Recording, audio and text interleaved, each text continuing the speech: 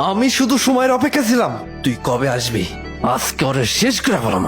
কিন্তু তার আগে ওরে জিগা ওই কেমনে মরতে চায়, তুই কেমনে মরতে চাস? কাপুরুষরা পিছন থেকে মারে আর বীর পুরুষরা সামনে থেকে মারে। সাহস থাকলে আমার হাতটা খুলে দে। ভয় পাইছি রে, আমি খুব ভয় পাইছি। আমার দেখা কি মনে হয় আমি বিড়াল? বাঘ! হাতের বাঁধন খুল। আপনারা যেভাবে আমাকে সেবা যত্ন দিয়ে সুস্থ করে তুললেন, আমাকে একদম ঋণী করে দিলেন। এ তুমি কি বলছো অর্ক? ঋণী তো আমরা।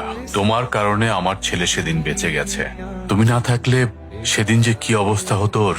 বাবা, আপনার এই ছেলে বেঁচে থাকতে আপনার আরেক ছেলের কোনো ক্ষতি হতে পারে না। অর্ক, তুমি আমাকে বাবা বললে? আমি কি আপনাকে বাবা বলতে পারি না? অবশ্যই পারো। তোমার মতো একজন ছেলে থাকা তো ভাগ্যের ব্যাপার। এই কয়দিনে আপনাদের আমার জন্য অনেক কষ্ট হয়েছে, অনেক ঝামেলা পোহাতে হয়েছে। এই জন্য আমি 2 হাত জোর করে মাফ চাচ্ছি। তুমি ক্ষমা চাইছো কেন? তোমার সামনে যতবারই আসি ততবারই আমার এই 2 হাত আপনি জড়ো হয়ে আসে। তুমি আমাকে যতই ক্ষমা করো না কেন, ওই ক্ষমার চেয়ে আমার পাপের পরিমাণ অনেক বেশি। শেষবারের মতো তোমার কাছে আমার একটাই অনুরোধ, আমাকে ক্ষমা করে দাও আর আমাকে বিদায় দাও। কেনই বা আসলি বাবা? মায়া বাড়ায় কেনই বা চলে যাচ্ছিস? কি করব বলো মা, এখানে থেকে যাওয়ার এখতিয়ার নেই। এই মোবাইলটা তোমার কাছে রাখো, এর ভিতরে আমার পুরনো নতুন অনেক ছবি আছে। আমাকে যখন মনে পড়বে ছবিগুলো দেখো। আসি।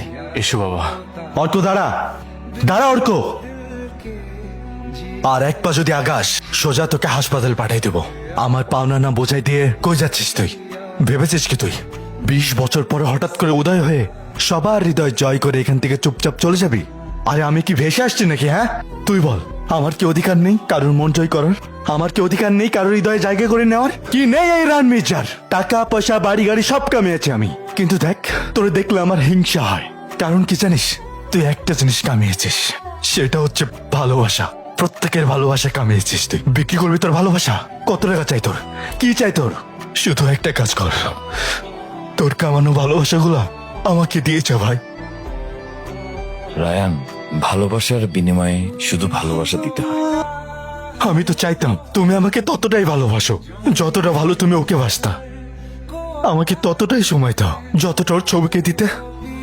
তোমার জলজান্ত একটা ছেলে থাকা সত্ত্বেও তুমি ওর পুরনো ছবিটা নিয়েই পড়ে থাকতা।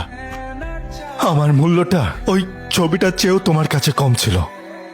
তোমার ভালোবাসা চাওয়াটা কি আমার অপরাধ মা?